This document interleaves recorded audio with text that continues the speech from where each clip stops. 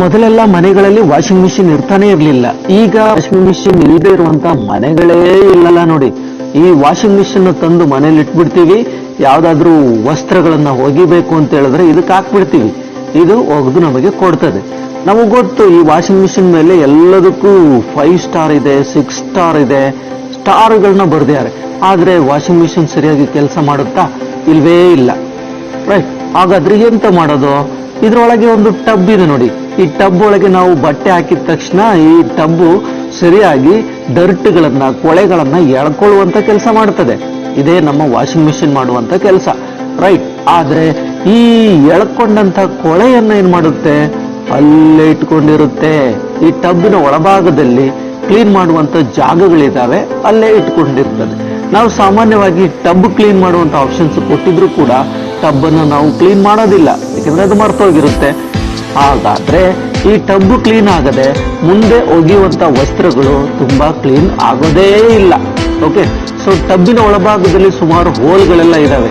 ಅದ್ ಯಾತಕ್ ಮಾಡಿದ್ದಾರೆ ಅಂದ್ರೆ ನೀರು ಹೋಗೋದಕ್ಕೋಸ್ಕರ ಮಾಡಿದ್ದಾರೆ. ಈ ನೀರು ಹೋಗುವಂತ ಜಾಗಗಳಲ್ಲಿ ಕೊಳೆ ತುಂಬಿಕೊಂಡು ಪುನಃ ಅದೇನಾಗುತ್ತೆ, ಡರ್ಟ್ ತುಂಬ್ಕೊಂಡ್ಬಿಡ್ತದೆ. ಸೊ ಇದು ನೋಡಿ, ನೀವು ನೋಡಿರ್ಬೋದು ಟಬ್ಬಿನ ಒಳಭಾಗದಲ್ಲಿ ಕೊಳೆ ಹೋಗುವಂತ ಜಾಗಗಳಿದಾವೆ.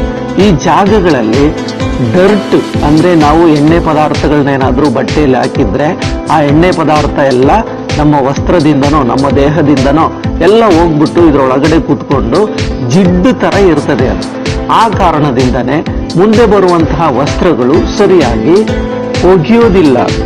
ಆ ಜಿಡ್ಡನ್ನೇ ಮತ್ತೆ ಮುಂದಿನ ವಸ್ತ್ರಕ್ಕೆ ಟ್ರಾನ್ಸ್ಫರ್ ಮಾಡುತ್ತದೆ. ಆದ್ದರಿಂದ ವಸ್ತ್ರಗಳ ಕಲರ್ ಏನಾಗಲ್ಲ, ಪದೇ ಪದೇ ಚೇಂಜ್ ಆಗಲ್ಲ, ಹಳೇದೇ ಬರ್ತಾ ಇರ್ತದೆ. ನೀವು ನೋಡಿರ್ಬೋದು ವಾಷಿಂಗ್ ಮಿಷಿನ್ ಹಾಕುವಂತ ಡ್ರೆಸ್ಗಳು ಸಾಮಾನ್ಯವಾಗಿ ಪುನಃ ಹಳೇ ತರನೇ ಬಂದ್ಬಿಡುತ್ತೆ. ಹೊಸ ವಸ್ತ್ರ ಹಾಕಿದ್ರೆ ಸಾಕು, ಡರ್ಟಿ ಆಗಿರುವಂತ ಹಳೆ ವಸ್ತ್ರಗಳು ಬರ್ತವೆ.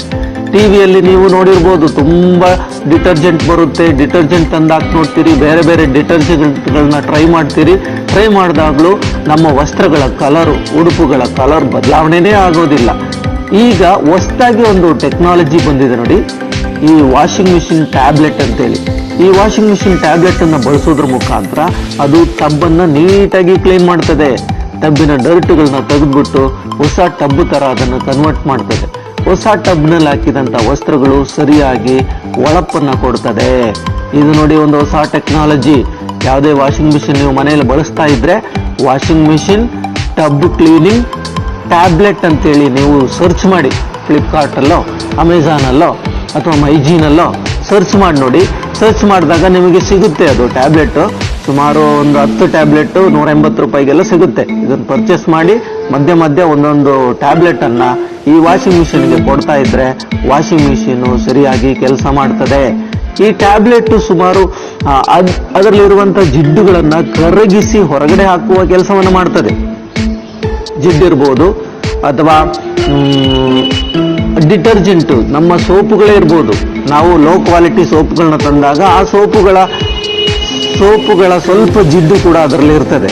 ಅದನ್ನು ಕೂಡ ಕರಗಿಸಿ ರಿಮೂವ್ ಮಾಡುವಂತ ಕೆಲಸವನ್ನ ಏನ್ ಮಾಡುತ್ತೆ, ಇದು ಮಾಡ್ತದೆ. ಸೊ ನಿಮ್ಮ ವಾಷಿಂಗ್ ಮಿಷಿನ್ ಸರಿಯಾಗಿ ಕೆಲಸ ಮಾಡಬೇಕು ಅಂತ ಹೇಳಿದ್ರೆ ನೀವು ಈ ರೀತಿಯ ಟ್ಯಾಬ್ಲೆಟ್ಗಳನ್ನ ಪರ್ಚೇಸ್ ಮಾಡಿ ಮಧ್ಯ ಮಧ್ಯ ವಾಷಿಂಗ್ ಮಿಷಿನ್ಗೆ ಹಾಕುವುದರ ಮುಖಾಂತರ ವಾಷಿಂಗ್ ಮಿಷಿನ್ ಸೂಪರ್ ಆಗಿ ಕೆಲಸ ಮಾಡ್ತದೆ. ಓಕೆ, ಸೊ ಇಂದಿನ ವಿಡಿಯೋ ಇಷ್ಟ ಆದ್ರೆ ಎಲ್ಲರೂ ಲೈಕ್ ಮಾಡಿ, ಅದೇ ರೀತಿ ನಿಮ್ಮ ಫ್ರೆಂಡ್ಸ್ಗೆಲ್ಲ ಶೇರ್ ಮಾಡಿ. ಉತ್ತಮವಾದ ಒಂದು ಮಾಹಿತಿ ನೀಡಿದ್ದೇವೆ.